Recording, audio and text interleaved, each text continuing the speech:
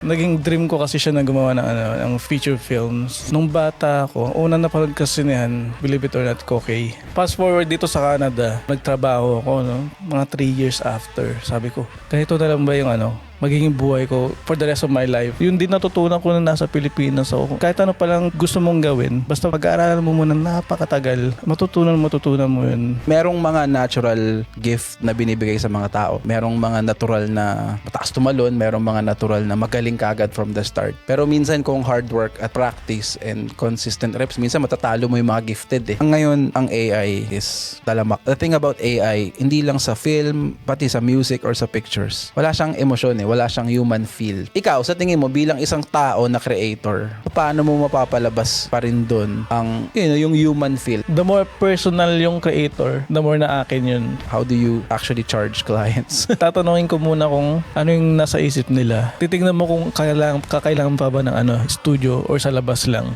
Saka mo pagsamasamahin, and then yung fee mo dun, dadagdag mo pa. I-add on mo. I-add on mo siya.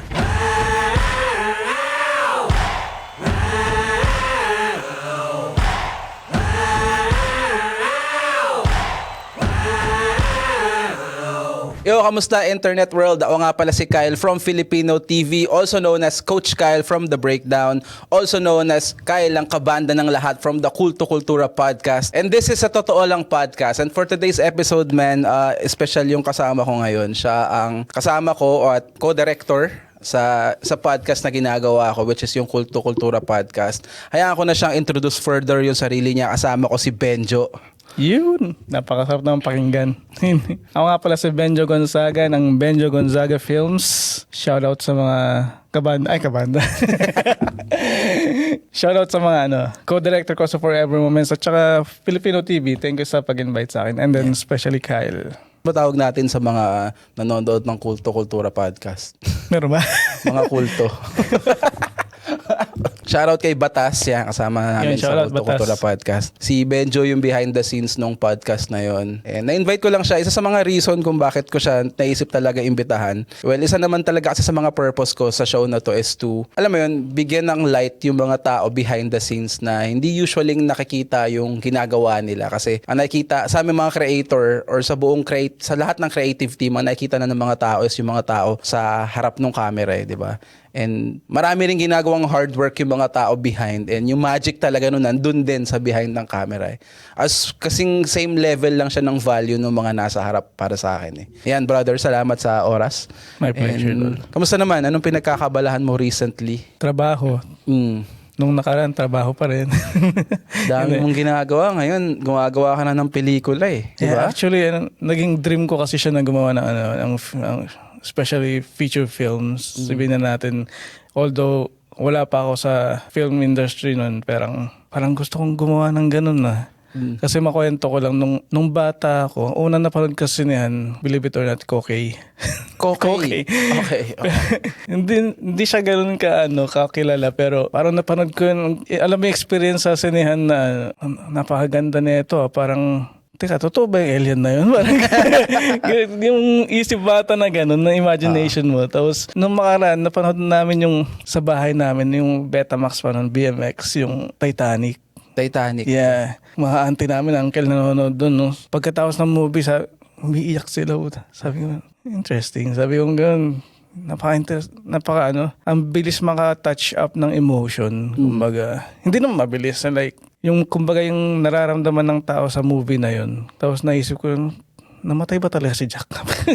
Ang ganun yung mga curiosity nun. Pero nakakaiyak talaga yung Titanic, man. Naalala ko nung bata ko. Totoo, yung pag-una mo, Ay, may magandang movie talaga siya to begin with, di ba, ang Titanic. Wala lang, naalala ko nung bata ko, hindi ko na siya inulit panoorin nung napanood ko siya for the first time. Hindi ko kaya yung emotional damage. Na parang ang dami na nalang pinagdaanan, tapos mamamatay lang siya in the end, di ba? Totoo, yeah. All throughout nung movie. Pero yun, first feature film mo ba na ginawa ito? Paano ka na-introduce dyan? Na pinanood, you mean? Hindi, yung ginagawa mong project, di ba na-introduce ka na sa paggawa ng pelikula? Nasa stage pala ako ng ideas. Kumbaga, yung unang step pa lang yung nasa akin. So, pinag-aaralan ko pa kung paano isulat in feature siguro. For the meantime, parang gusto ko pa rin gumawa pa ng short films. I'm taking step by step. Yun lang. Hindi, di ba pero nagka-camera ka for films or mga feature film na ginagawa? Parang nakita ko, I'm not sure. Mga short film yung mga yan. Short film lang. Short film gets. na yung mga yan. Kaya na to, di ba? Kay Marky Yu. Tama Yeah, ba, if I'm not with mistaken? Marky Yu. Shout out Marky. Paano ka naman na-introduce sa mundo na yun? Kay Marky or sa short film Sa niya? mundo ng, yung mga ganun short film. Simula siguro sa sa concert ko nakilala si Marky, 'di ba, nagpo-produce siya ng mga concert. Yeah, yun yung nag-start ako na mag-video ng concert videography and photo, something like that. Tapos sabi ko magandang magandang connection para makagawa ng short film in the future. Sabi ko ganun. Yun, nakilala ko si Marky. Tapos one time, nag-shoot yata sila ng short film niya. Nakalimutan ko yung pamagat. Pero yun, nag-story siya ng BTS nila. Sabi ko, uy, Kuis, sabi ko, pwede bang gawa din tayo next time? Sabi ko, ganun, ako yung mag-DOP. Kahit hindi ako marunong I mean, may idea ako, pero kahit hindi ako marunong mag-DOP, sabi ko, sige, libre na lang. Gusto ko lang matuto. Okay. Gusto ko lang matuto. Sabi ko, ganyan. Tapos yun, meron agad siyang sinabi. Tapos yung ginawa namin yung frenemies. Yung nag-DP ako, pero sinama ko yung mga mga nakasama ko sa wedding, mga camera na may experience din sa films. Sinama ko, maraming salamat din sa supporta nila. Kasi dahil sa kanila, natuto din ako. Kumbaga, bawat taong makikilala mo talaga may matututunan kahit sino pa yan. So ginawa niyo yung short film ng wala kang experience kung paano maging DOP. Yeah, totally wala. Kamusta naman? Anong kinalabasan? At yung experience nun? Sa akin, ang gusto ko lang talaga matuto. So, the fact na ginawa ko yun is malaking bagay na sa akin. Panalo na ako dun. Kung napanood nyo man yung short film na yun, tapos sa judgment na yun kung nagugustuhan nyo or hindi. So, yan. Yun yung para sa akin. Medyo umadvansan tayo ng konti. Balikan lang natin siguro for context ng mga manonood natin. Paano ka ba nagsimula sa industry ng yung kailan ka nag-pick up ng camera at bakit? Saan ang galing yung passion mo for that? Backward tayo sa nung college ako.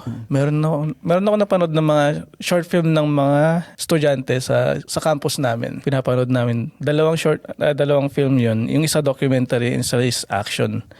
Pero sabi ko, gusto kong gumawa ng ganun Tapos, higher year yung mga yon. Tapos nung dumating yung year na yun, so kami na nun, gumawa kami, first, matawag doon? Prelim. Yeah, prelim is, gagawa kami ng commercial. So, naggrupo-grupo kami. First commercial na ginawa ko is, nag-cameraman ako sa isang energy drink yung ginawa namin cameraman, tapos nag-edit ako. Na-feel ko yung enjoyment nung nagka-camera talaga. Ano yung first time? Yeah, first time ko yun. Wala kang knowledge? Walang knowledge. Paano mo ginawa? Kinunan mo lang? Yeah, handheld which is, it works naman sa energy drink. Kumaga parang action din kasi yun. Tapos, saktong, yung camera na ginamit pa namin nun, ano matawag dun? Yung di bukas na ganun. Video ka matawag dun or camcorder. Camcorder, yeah. Sa tita ko yun, hinaram namin. Tapos nag-record akong ganyan. Astig dito. Sabi ko, parang Tapos ako nag-edit nun. May editing app na ginamit ko pa nun is Movie Maker. Movie Maker. Windows Movie Maker, man. Tapos sabi ko, may crosscut. Crossfade. Pwede na akong gumawa ng pelikula. Gandang-ganda ka pa dun sa ganun dati. Yung pinakaunang transition dati na di ba? Yeah. Imbes na kahit jump cut lang okay na yun. So yun, maganda naman yung feedback dun sa sa commercial na ginawa namin dun. Tapos sa finals, gusto ko mag-edit doon. Kaso pinili ng mga kagrupo ko. Ako yung main cast. Okay, ikaw yung bida. Yeah, ako yung bida. Comedy. So naging actor ka, gano'n? Yeah. Sabi ko, what the heck? Wala magagawa. Marami sila. Lahat sila bumoto sa akin. Sabi ko. Doon ko na-realize na hindi talaga ako artista. Behind the scenes ka? Yeah, behind the scenes talaga ako. Kaya magmula nun, sabi ko, yeah, behind the scenes nun talaga ako. Buti na lang nawala yung Pero yun yung nag-spark nung passion mo for videography. Yeah, masasabi kong doon. Pero for the meantime nawala Kumbaga nasa idea lang noon. Fast forward dito sa Canada, So nagtrabaho ako, no? Tatrabaho mga 3 years after. Sabi ko, kahit ito na lang ba yung magiging buhay ko for the rest of my life. So, kumbaga tatrabaho ko na lang. Nag-work ka ng parang regular job? Yeah, regular job sa factory. Yun sabi ko, kailangan ko ng something meaningful para sa akin. Kumbaga, yung hindi ako maboboring. Sabi ko, marunong akong mag-gitara. Sabi ko, musician kaya ako. Composed ako. Sabi ko, Musician? Okay. ano ba tawag doon? Yeah, basta. Pero parang wala akong talent doon sa pagkanta. Sabi ko, Gumawa ka ng kanta, ganun. Hindi rin ako nagsimula. Tinatry ko siguro, hindi ko na maalala. Pero nagigitara ako. Kinuha ko yung kapo sa may box na gano'n. Nakita ko yung camera ng Pinston ko doon. Uy, okay to Sabi ko, kinuha ko, pumunta ako sa Earl Bills. Tinay ko lang mag-photography. Kasi wala pang idea sa manual ganun. Tapos pumunta ako sa Earl Bills. Nakita ko yung parang wooden bridge na ganun. Gandang picturean to. Pag on ko ng camera, walang battery. Sabi ko, uwi na ako. Pauwi na sana ako nun. Di mo chinek ko. Yeah. Actually, yung pinakaunang natutunan ko sa lahat, Pag-charge. Mag-charge. Make sure na may battery tsaka may SD card. Yeah. Tapos yun, pauwi na sana ako. Tingnan ko yung oras na gano'n. Uy, may phone pala ako. Yun, pinuturan ko yung camera. Makikita nyo sa ayaw kung nasa naka-public yun. May picture pa ako dun Landscape, mga mga unang ko talaga landscape. I think dahil din sa hilig ko sa pag-travel. Travel, yeah. At saka gala din kasi ako. Kaya, yeah, yung pinakaunang ginawa ko yung landscape and streets photography. So yun. Pero hindi pa rin nawala.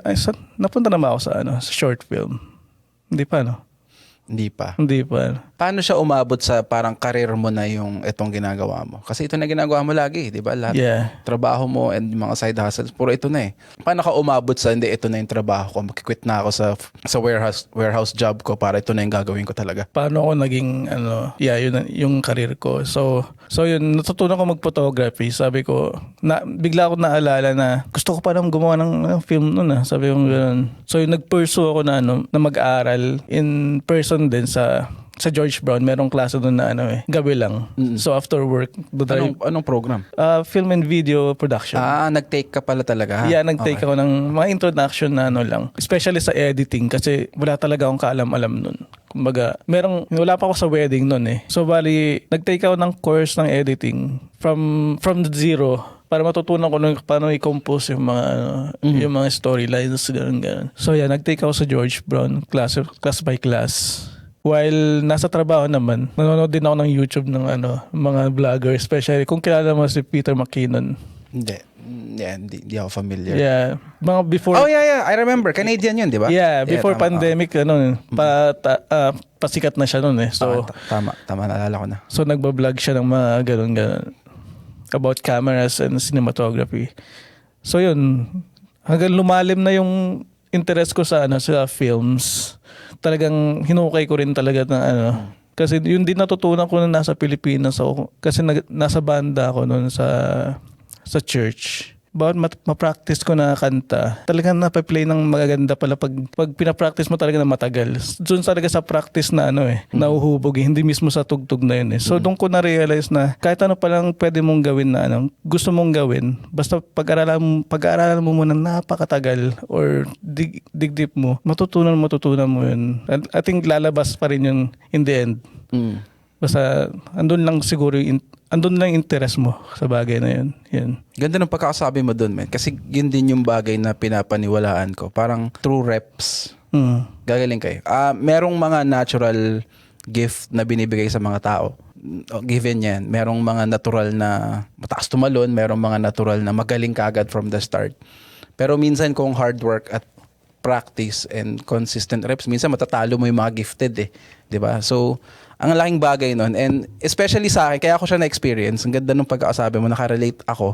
Kasi for some reason, ang dami kong ginagawang bagay sa buhay ko. And musikero din kasi ako.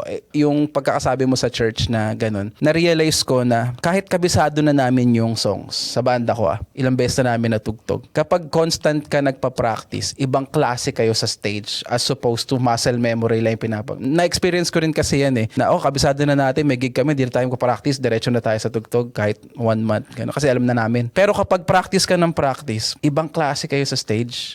Yun yung napapansin ko And then, ganyan din ako sa photography. Hindi na ako nagpo-photography ngayon, pero compared sa dati. Ngayon, pag tinry ko mag-photography at mag-edit, tinitignan ko yung picture ko, hindi siya same ng mga kuha ko dati. Para akong rusty, ganon. So, wala kasi akong constant reps na ginagawa ko. Kahit skill ko na siya. Pero although, naniniwala naman ako na once matutunan mo siya, hindi na siya mawawala sa'yo Kailangan mo lang, you have to find your way back to it. Andun na siya, hukain mo lang siya di ba? Yeah. Pero, hindi, na ano ko lang ganda nun, na yung reps talaga yung talagang, kapag tinutukan mo siya, matututunan mo siya. Gagaling ko dun. Yeah. 'Di ba? Kasi very rare din yung yung gifted ka na tapos andun pa yung interest mo. Kumbaga, kasi karamihan sa atin may gift na isang bagay na hindi pa nila nakikita Kumbaga, nasa sa atin na lang kung paano natin mapapursue or minsan hanapin mo talaga Naalala ko tuloy yung sinabi ni Joseph Campbell sa The Hero's Journey. The cave you fear to enter holds the treasure you seek. Sabi niya ganun. Kaya yun yung parang nagiging mantra ko lagi. Pag pinapasok ko sa isang bagay. Tulad nito, first time ko magpa-interview sa podcast. Natatakot ako sa mga sasabihin ko. Kumbaga, pero may something there. Pag tinanggal mo yung takot na yun, hindi rin natin alam kung anong nasa cave na yun. Sa image ni Joseph Campbell, hindi natin alam kung anong meron sa cave na yun. And then meron kang something na makukuha at matututunan na hindi mo in-expect na makikita mo doon. Exactly, yeah. Ganun sa ibang tao. Minsan akala mo yung tao is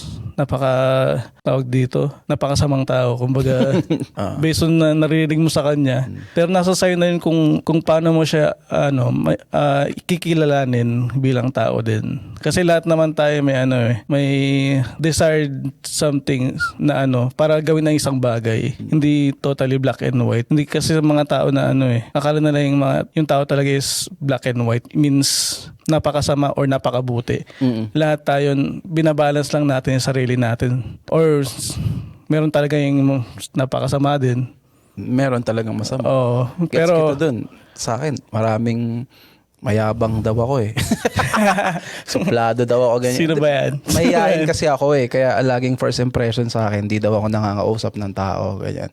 Pero hindi, ang totoo, mahihain ako. Kapag naman nakalala ako ng tao, doon nila malalaman. Mahihain. Tahimik lang talaga ako, tsaka mahihain talaga ako in real life. Actually, naalala ko nung first time kita kasama yata sila Kuya Ryan doon sa Muslim Temple. Naalala mo yun? I think so. Event ng Muslim Temple ng Pilipino. Andun ka doon Oo. Sabi ko, yabang naman na ito, hindi ko nagsasalita. Honestly, mahihain ako, men. Actually, parehas nga tayo Kaya nga kita hindi na-approach nun kasi mahihain din ako. Hindi ako marunong mag-small talk. Na-awkward ako. Kunyari may nakita ako na kakilala ko lang by name or nakakasama, pero hindi ko talaga friend or never ako nagkaroon ng conversations. Hindi ko kayang kausapin. Kunyari, kamusta? Okay lang. Wala, hindi na kaya mag-follow up Yeah, parehas tayo, man. I think introvert ka rin. Very. Medyo thankful ako sa Filipino TV kasi na-work on ko yung pagkaganon ko. Kasi dito, I get to talk to people. Parang ganito. And marami akong ginagawa dito na nagfi-film ako, kumakausap ako ng tao sa labas. So, na-work on ko siya kahit papano. Pero dati, kung inabutan mo ako, like before ako nag-Filipino TV, wala talaga ako. May side para lang akong palamuti sa corner. Hindi sa mayabang ako, hindi ako suplado, mahihain ako, hindi ako marunong mag-approach. Pero gets kita doon kasi ko yung dati talaga lagi Ganun yung laging tingin sa akin. Parang suplado. Meron pa nga sinabi sa akin, pogi daw kasi pag suplado, parang kaya daw ako nagsusuplado kasi pogi daw. No! Pero wala Hindi ko naman pwede i-defend yung sarili ko lagi. Wala naman ako magagawa. Hindi ko naman din control yung mga sinasabi nila behind. Parang may nabanggit kanina na rare yung gifted ka tapos ano nga sinabi mo, rare yung gifted ka pero alam mo na kung pinupursue mo pa. Pinupursue mo pa yung na, isang bagay. Kasi ang napansin ko, in my case, nagba-basketball din kasi ako. Basketball coach ako. So, ang sa basketball naman, ang pwedeng physical gift na ma-apply mo sa basketball is yun nga, mataas tumalon, mabilis tumakbo, athleticism or height. Ang napapansin ko sa basketball side, ang mga gifted, kunyari gifted ka ng athleticism, kaya hindi mo na-develop yung skills mo kasi nagre-rely ka sa gifts mo. Naturally gifted ka na eh. So ang tendency, mataas na ako tumalon eh, ito na yung gagamitin ko. So ang tendency nun, yung other skills dun sa craft or sa basketball in that sense, hindi mo na na-develop kasi nga gifted ka na eh. Naturally ka eh. Kaya ganun yung nangyayari, feeling ko. Ganun din sa siguro applicable din siya sa ibang bagay dahil sa gifted ka na, yung mga fundamentals niya or yung ibang aspeto sa ginagawa mo, hindi mo na na-develop over the years kasi nag-rely ka lang dun sa physical gifts mo. Diba? Actually, yun yata yung ego na sinasabi nila eh. Pwede din, possible. Pag malaki na yung ulo mo, kumbaga, meron na ako, magaling na ako dyan eh. Tapos ibig sabihin, hindi mo na i-pressure. Naalala ko tuloy nung kasi nung high school ako, parang top ako sa math. Di ba? Top sa math. Top sa math. Triangle algebra nun. Kasi sumasali pa kami sa quiz bee nun eh. Ngayon, nung pagtungtong ng college, nag-engineering kasi ako ng first year.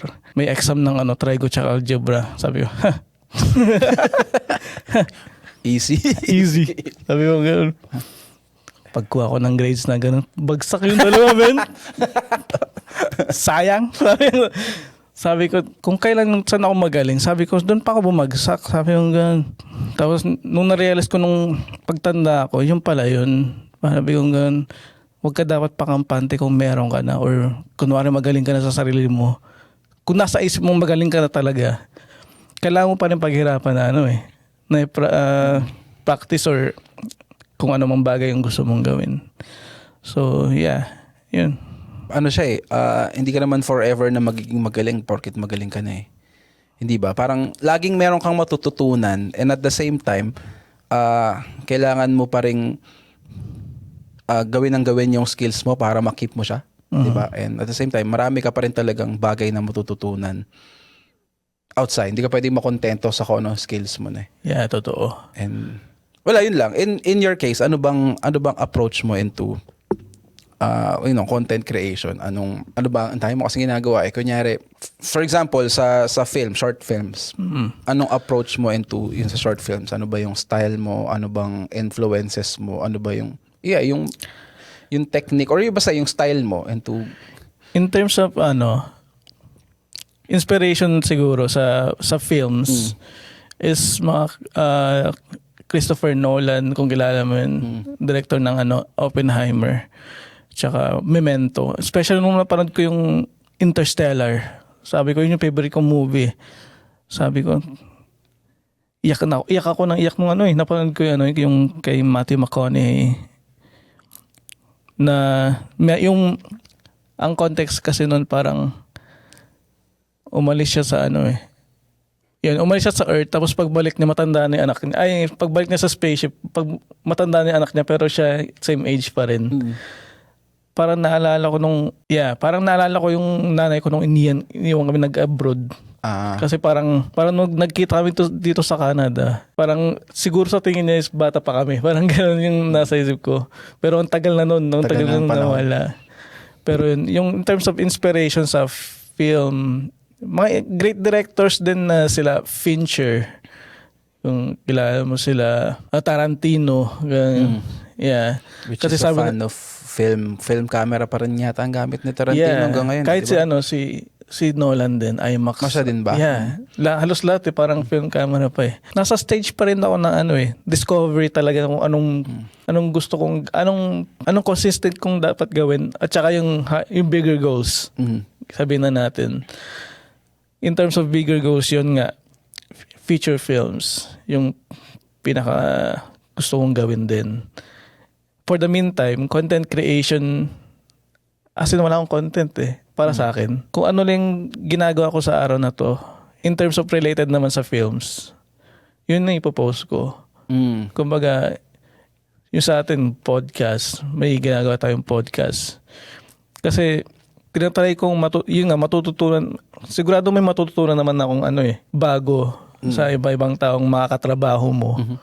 Especially mga artist din tulad nyo tsaka ni Kuya Batas. So yun yung parang naging pathway ko na ginagawa para sa sarili ko. As long as andun pa yung dream ko na magkaroon ng feature film. Yeah. At this state, brother, paano mo ma-describe yung sarili mo? Kasi nagpa-photography ka, nagfi-film ka ng mga events, wedding, birthdays, and gumagawa ka ng short films. Kung ano, lahat ng ginagawa mo na sa media side. Paano mo ba describe yung sarili mo? Artist. Yeah. Visual artist, yeah. Yun. Para sa akin, sa visual arts yung ginagawa ko. Kasi yun naman yung purpose na ginagawa. Yung parang tulad ni Leonardo da Vinci ba yun? Hindi lang siya painter talaga eh. Kumbaga engineer pa siya, scientist pa siya. Although hindi ko kayang gawin yun kasi yun yung gifted talaga na yung pinag-usapan natin na person nila. Gifted na tapos pinipursue pa nila.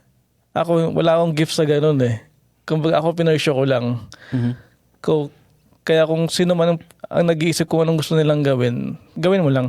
Kung di ba?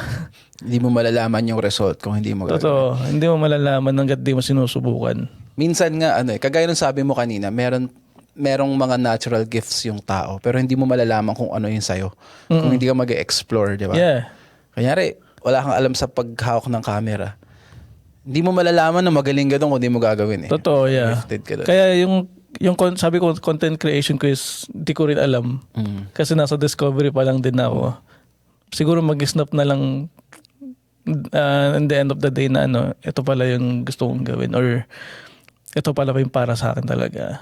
Yeah, wala namang walang concrete na something. Pero in terms of cinematography style, gets ko, saan mo pinapattern yung work mo? Ano ba yung trip mo? Kasi kunyari si Christopher Nolan, siya medyo dark edgy lagi ang kulay ng mga films niya, di ba? Yeah. Parang ganun.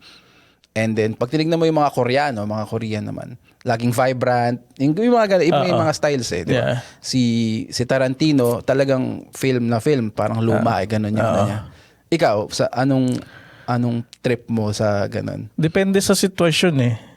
Kumbaga, especially in short film, iba yung kung ano yung mood nung Storya.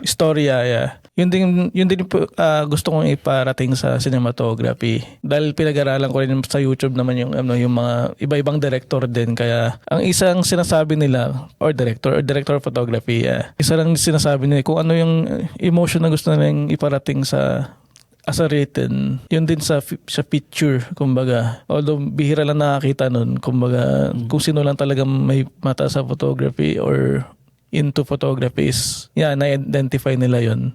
Pero yung emotion andun pa rin eh. Kung paano sinat yung yung film na yun eh, kumbaga imagery din, Kumbaga sa painting, si Mona Lisa, makikita mo yung emotion niya kahit picture lang di ba? Ganoon din sa cinematography. So, makikita mo pa rin yung emotion kahit picture lang yan. Kasi meron mga silent film lang din di ba?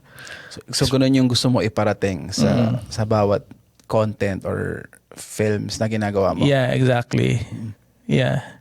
Pero how do you do that in your case? Paano mo palalabasin yan? Regarding example, ngayon ang AI is talamak, di ba? Daya na siya masyado Pero ang feel ko, the thing about AI, hindi lang sa film, pati sa music or sa pictures, wala siyang emosyon Wala siyang human feel. Pag nakakita ko ng kahit ngayon yung mga sono, pag pinakinggan ko yung mga music na gawa ng AI, yes, technically, magaling. Maganda, yeah. Pero parang walang soul Alam mong hindi inisip ng tao. Ikaw, sa tingin mo, bilang isang tao na creator, paano mo mapapalabas pa rin dun ang yung human feel sa isang picture or video, anong nilamang natin pa rin? Given, pwede natin sabihin kasi inisip ng tao Pero execution, paano mo ginagawa sa mga projects mo? Para sa akin, the more personal yung creator, as me, the more personal sa akin yung image, the more na akin yun. Kumbaga sa AI kasi wala namang walang memory yan and wala namang feelings din. Yeah. Hindi niya kayang palabasin itatype na lang. Ang sasagot niya lang sa tanong mo is kung ano lang yung available sa internet. Sa data niya. Yeah, sa data niya. So, para sa akin, the more na i-touch ko yung anong tawag dito? Background ko sa tao. Kung ano yung nakikita ko na hindi naman nakikita ng iba. Doon ko pinaparating yung cinematography na ginagawa ko. Ganon din, I think ganon din sa pagsusulat ng kanta, di ba? Yeah, kasi tinatry kong mag-search ng lyrics sa ChatGPT. Sabi ko, so ganda na ito Sabi ko, yeah, pero wala doon yung yung kumbaga, alam mong hindi galing sa tao Kahit i-search mo yung nararamdaman mo sa ChatGPT para mag-generate. Yung sabihin niya parang hindi naman ito yung emosyon ko Parang may ganun no? Yeah. Actually, naranasan ko nung isang gabi. Nung isang gabi na nanaginip ako. Meron daw akong alagang 3 buhaya. Oh man, ang weird Meron alagang 3 buhaya. Iba-iba yung kulay. May distinct yung kulay na isa yellow, pero greenish pa rin na Tapos yung isa yung isa talagang buhaya na green. Tapos yung isa medyo yung faded green. Tapos doon sa panaginip ko, nakataka sila sa cage sa kulungan ko Sabi ko, pero napipet ko sila, napapaamo ko sila, parang aso, di ba? Tapos naisip ko, nilagay ko sa isang maliit na cage. Tapos ibenta ko na lang kaya to. Sabi ko ganun. O kaya bigay ko na lang sa animal shelter, sabi ko ganun. Kasi baka at the end of the day, pag lumaki, baka kagatin din ako. Tapos nahiwagaan talaga ako Isa yun sa panaginip na talaga natandaan ko yung detalye. Yeah, kumbaga, search ko sa ChatGPT. Tapos ang dami sinasabi Yeah, parang naniniwala ako nung una, pero parang nasa ako talaga makasagot nun Kumbaga, kung ano yung ma-experience mo sa future siguro, yun doon pa lang sasagot. Kasi ang narinig ko parang, kung kilala mo si Carl Jung, writer siya ng siya nagpauso ng mga shadow sides, something like that. Hindi ako familiar. Yeah. Nakalimutan ko yung mga sinulat niya Pero, yeah. Sabi niya, nasagot niya lang yung mga sagot sa dream niya nung after so many years. Kumbaga, hindi niya exactly na nasagot kumbaga kinabukasan. Ganun. So, para sa akin, to touch up yung sa AI, walang experience yan. Ikaw yung may experience. Ako yung may experience. So, the more personal na ipaparating mo is, the more humanly as possible. Yeah. Gets sinabi mo. The more na mas huhukayin mo siya deep sa'yo. Yeah. Na alam mong ito yung gusto mong gawin at iparamdam. Yun yung magre-reflect sa trabaho mo. Tama yun, brother. Pwede ba natin pag-usapan? Wala lang. Kasi gusto ko lang bigyan ng, bilang isang someone na may experience, ginagawa mo to full time, baka meron kasi mga nanonood dyan na aspiring. Even ako, may problema din ako sa side na to Kaya na pinag-usapan natin off-cam. Siyempre, dahil mo ginagawa, dahil mo services May photography ka, kaya mo mag-short film, kung mga wedding coverages, nag-e-event ka, gumagawa ka ng mga video sa mga events, di ba? Paano ka how do you actually charge clients? Hindi mo kailangan magbigay ng numbers, pero yung mga kailangan lang i-factor in. Kunyari, merong aspiring content creator dyan, hindi marunong mag-charge sa client. Yeah. Di ba? Yeah, tulad nga ng sinabi ko kanina, parang nasa stage pa lang akong discovery. So, pero ang process ko dyan is, tatanungin ko muna kung ano yung nasa isip nila. Kasi mamaya gagawa ka na ng ng video, hindi pala yun yung gusto. Pupunta kayo ng beach, i-shoot siya, tapos iba pala yung gusto niyang gawin. Nasa spaceship pala. Di ba? Yeah, tanong mo muna kung anong nasa isip nilang gawin. Kasi sila gumawa ng kantang yun if ever at least kung hindi na AI di ba? Yeah, tatanungin mo muna kung anong nasa isip nilang nung ginawa yung kantang yun. Kumbaga. Tapos from there, titignan mo kung kakailangan pa ba ng studio or sa labas lang. Di ba? Titignan mo yung lokasyon sa idea niya kung ano yung kailangan. Exactly. Kung ilang crew din. Kung ilang crew yung kailangan mo, hindi pwedeng mag-isa ka lang kasi yung film is collaboration na ng mga artists, hindi lang isa. Although isa yung head, pero yung head is siya din nag-assemble ng mga artists na kailangan niya eh. So yun, baka mamaya kailangan din ng actor or actress, di ba? In terms of music video. So yun, dun mo na doon mo na siya i-scale kung ano mga kailangan. Saka mo pagsama-samahin, and then yung fee mo dun, dadagdag mo pa. I-add on mo siya. Kumbaga, i-estimate mo lahat ng factors na yun. Kung kano yung kailangan sa studio, sa location, kung ano man kung kailangan ng actors. Yeah. Ilalagay mo yung fee mo on top. Oo. Tama. Ngayon, sa wedding naman, is flat rate siya. Kasi iba naman yun eh. I-document mo din. Para sa akin kasi yung iba is editorial naman na editing yung kailangan. Para sa akin, documentary, kung anong nangyayari doon, i-film lang namin. Yeah, so, very, very flat lang yung very flat. Meron flat siya. Paano ba talaga mag-start ng ganyang career sa tingin mo? Or kunyari, mayroong passionate na mahilig mag-video, mag-photography. Like, paano, gusto naisip niya, paano ko kaya ito pagkakaperahan? Or ready na ba ako para ng kasal or gawin na siyang business? Paano ba talaga siya simulan? How do you actually become a videographer or a photographer? Ngayon, 2026.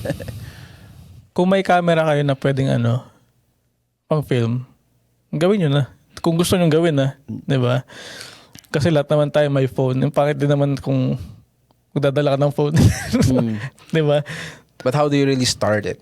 How do you really start it, you know? Kang importante, simulan mo lang talaga. I-take mo lang yung first step sa hagdan na yun eh. Para matungtong ka sa next floor eh. Importante, take mo lang yung first step na kailangan mong subukan. Kumbaga. Parang gawin mo lang din. Gawin mo lang din talaga. Pero how do you handle, brother, failures? Meron ka bang project na pumalpak and nagreklamo yung kliyente, ganyan? How do you actually deal with that? Or kung na-experience mo man? Ang failures is, andyan naman lagi yan eh. Either minor or major. Para sa akin, opportunity siya para to grow. Gusto kong daanan, brother, kasi you work closely sa WAM Studio. Recently, WAM Studio. Paano ka, gusto ko lang, si WAM Studio, isa sa mga, although wala na yung studio nila ngayon, isa pa rin sila sa, nagtataguyod ng eksena. And marami silang ginagawang maganda. At some point, naging parang creative hub sila na very promising, na very genuine din yung ginagawa eh. You work closely with them, paggawa ng contents, pag-organize ng mga music events. Paano ka naman na-introduce dun sa mundo na yon? To be specific kay Kuya Bipoy, Kuya Vince. Tulad ng sabi ko, nung nagsisimula kasi ako mag-earn ng connection sa Filipino community, nakilala ko si Kuya Vince. Sa social media lang eh. Sabi niya may balak siyang gano'n-gano'n. Yung mga, I think yung studio sinabi na rin eh. May message ka lang niya? Oo, message niya lang. Meet ko nga ito in person. Interesting lang eh, sabi ko nga. Yeah, so nag-meet kami. Okay naman yung usapan namin. Parang ganito lang. Artist to artist, connection lang. Tapos nung nagkaroon na siya ng studio, yun nga, yung sa WAM. Sabi ko, minessage niya ako. Sabi niya, gusto mong ikaw yung mag-direct ng mga So sige. Contents. Oo, mga contents. Sige, kuya. Sabi, tapos para sa akin, magandang opportunity rin para mas mapalawak pa yung connection, and then mas matutunan pa sa especially si Kuya Mikey Amistoso andun noon. And then kamusta naman yung experience nung nandun ka na at ginagawa niyo yung mga dami rin kayo nagawa eh in a short time eh. Diba? Yeah. Masaya naman. Actually, pag napalibutan ka ng mga creative people like si Kuya Mikey and si Kuya Vince din. Minsan nakasama din namin si Batas doon. Yeah. Mas sobrang likot ng utak nila na ang dami na naiisip na para sa akin, mahirap pagawin yun ngayon na. Sabi ko ganun. Pero interesting. Sabi ko ganda. Sabi ko ganun. Thankful ako na ginawa ko yun. For the meantime, na dinadiscover ko ba kung anong meron ako. Ganun. Na something na mahikip ko pang sa buong buhay ko. Yeah. Yeah. Mga ganun. Kung bibigyan mo ako, brother, ng is it a philosophy or a summary or a philosophy dun sa ikaw as a creator? Paano mo ma-describe yung... Sorry, medyo cliche na yun. Actually, tanong na yun. Pero, it gets mo yung sabihin. Yeah, If yeah. you have a philosophy or paano ma-describe ikaw as a whole, as a creator, how would you actually... Ano problema? May problema kasi ako pag lumilipad na yung utak ko. Yeah. Naranasan mo yun? Minsan, siguro. Pag lumipad na yung utak mo na kung saan na nag-wonder. Siguro pag ino-overanalyze mo yung mga bagay-bagay, ganun nangyayari. Yeah, Feeling ko. Yeah. Paano, ikaw, tanongin kita, paano mo na ibabalik yung sarili mo, kumbaga? Parang kailangan mo ng reset eh. Alis ka muna. Ay, ganun ba? Oo, alis ka muna. Tapos, actually hindi. Gets ko yun eh. Kunyari, napunta ako sa sitwasyon na parang bago ako. Kunyari, never ko pa na-experience. In your case, sabi mo, parang first time mo ma-interview sa podcast. First time, di ko pa nagagawa. Ang tendency ko, dahil hindi ko alam yung expect ko, ang dami kong iniisip. Yeah. 'Di ba? Na ito yung mangyayari, ito yung sabihin ko, mauutal ba ako or may masasagot ba akong maayos? Para sa akin, wala, just do it.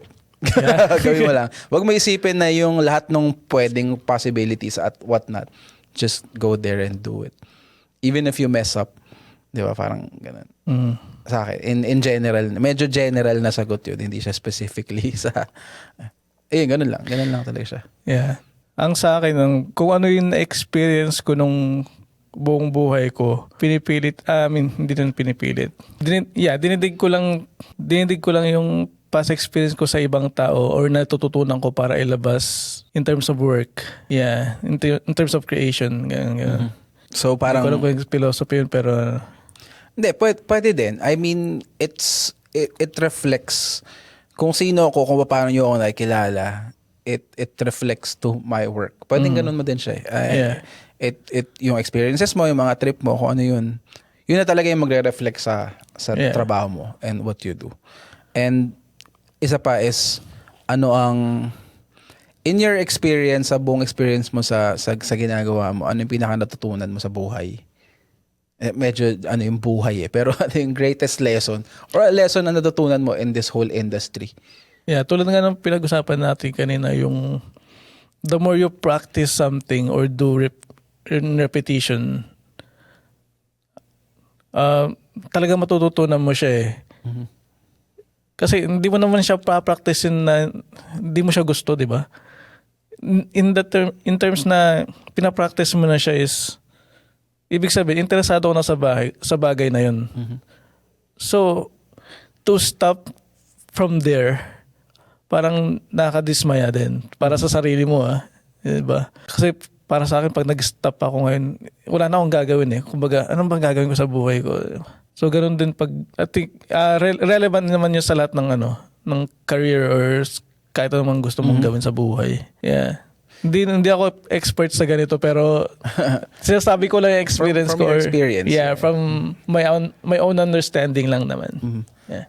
Nababurnout ka pa ba sa trabaho mo? Siyempre naman, tol. Ako, ang problema ko kunyari, ang dami ko ng film. Nakakatamad mag-edit. Totoo, yeah. Lalo na kapag medyo tumagal na. Kunyari, parang feeling ko, hindi ko siya nagagawa, pero ang feeling ko is, pag film, dapat kong gawin is pagka nag-film ako, edit ko na kagad, or else hindi ko na siya mababalikan ever again. Or nang hirap na pumunta sa zone na yun. Totoo, yeah. How do you deal with, burnout or yung mga ganun? Dito sa field na to. Field of work na to. Ginagawa ko may physical activity ako nang gagawin eh.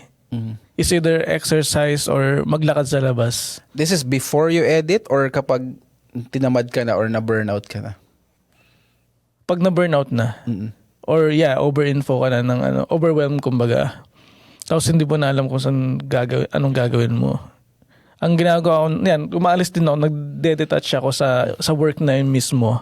And then do something na mag-wander yung utak ko. Especially pag naglalakad ako sa labas.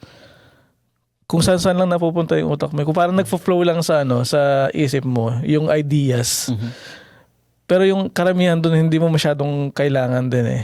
Mm-hmm. 'Di ba? Kumbaga, at saka nakakatulong din yung fresh air, kumbaga.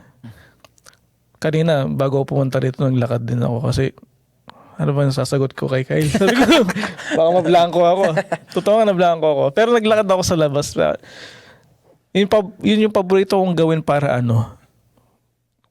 para makapag-recharge sa sa burnout. And minsan nagji-gym din ako, pero ngayon malimit na kasi naubos din yung oras sa gym eh. Yung travel mo papunta ron, tapos kulang yung yung isang lang eh. Yung 10 barbell lang. Diba? Kulang yun eh, kumbaga. Kasi kung aalis ka ng agad-agad doon, parang para saan pa, parang ganun, para sa akin. How do you stay passionate in this whole field? Sa ginagawa mo?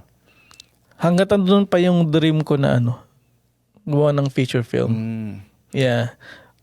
For long term Pero nakaka-burnout din kasi yung pangarap mo yung napakataas, tapos nandito ka pa sa mga malilit na bagay, kumbaga. Kaya meron din ng mga short-term goals katulad ng music videos and short films like that.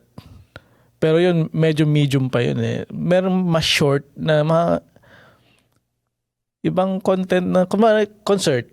Yan, mga sandali lang gawin din.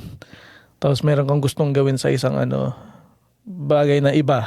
Kumbaga sa past work mo.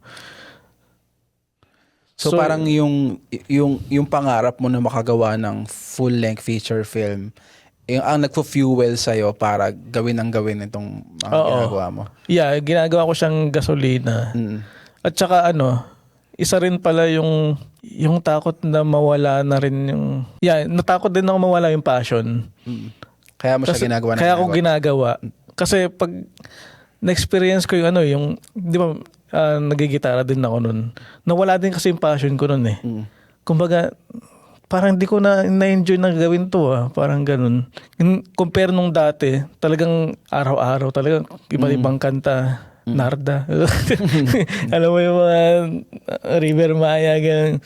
Yeah, yun yung naging drive ko para hindi mawala yung passion ko. Yeah. Kasi alam ko, naranasan ko rin nawala yung passion ko eh. Kumbaga, kailangan mo talagang wag tigilan. Yeah. Yeah. Kailangan mo siyang gawin ng gawin. Oo, gawin ng gawin talaga. And then kailangan may goals ka talaga na small at saka malaking goal. Oo. Habang inaabot mo siya, may bago kang goal. Meron kang konting ma-fuel sa passion mo. Yeah. Ganda ng pagkakasabi mo nun, brother. And siguro yun lang, bago tayo magpaalam, and baka meron kang gustong i-shout out, pasalamatan, at pwede mo na i-promote yung sarili mo, brother. Maraming salamat sa mga nakilala ko dyan. Kasi lahat kayo, naging parte ng buhay ko na may natutunan ako na napapagsama-sama ko lahat. Shoutout din sa mga kaibigan ko dyan sa Forever Moments. Sila Nick, Michael, tsaka Ace. And then, Kuya Vince. Balik mo na yung ma'am. And then, sino po? Hindi ko na isa-isahin actually. Lahat... Is either bad and good situation na nangyari is may natutunan naman ako at na-incorporate ko yun sa mga creative things na ginagawa ko. And yeah, shout out sa family ko dyan sa Pilipinas. Isabela. Taga saan ka ba sa Pilipinas, tol? Quezon City. Tagalog ka wala. Yeah. Santiago City, Isabela. Shout out sa inyo dyan, mga Gonzaga family. Ako nga pala si Benjo Gonzaga, and meron akong page, Benjo Gonzaga Films, sa Instagram at saka sa Facebook. At saka sa YouTube din pala, meron yan. Makita nyo yung mga work ko doon, and sa future works ko, doon ko i-upload karamihan. Yan. Brother, thank you. Thank you sa pag-accept na invitation. Alam kong bumiyahe ka pa, at today ang pinakamalamig daw na araw sa buong mundo, pinakamalamig na lugar sa buong mundo ay dito sa atin today. Pero nandito ka pa rin. Salamat sa pagtanggap na invitation. My pleasure, tol.